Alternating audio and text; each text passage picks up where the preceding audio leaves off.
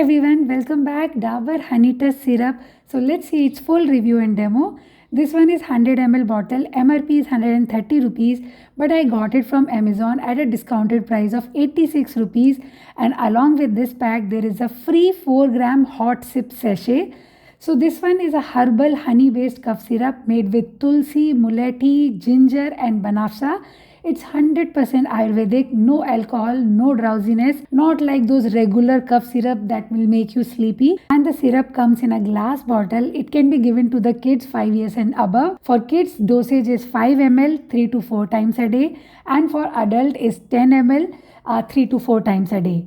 Taste, I would say it's pretty sweet because of honey, and there is a mild herbal flavor, and you will feel that soothing mint flavor in your neck. It doesn't taste like kadha at all, no bitter aftertaste. It tastes good, even kids can take it easily. And honestly, it really worked great. My son had dry cough, and after giving him this for just 2 days, he was completely fine. So the syrup is really good, herbal, Ayurvedic, no side effect. Plus this free hot sip, no, it's like an instant kadha. Just mix it in hot water and drink. It works brilliant too.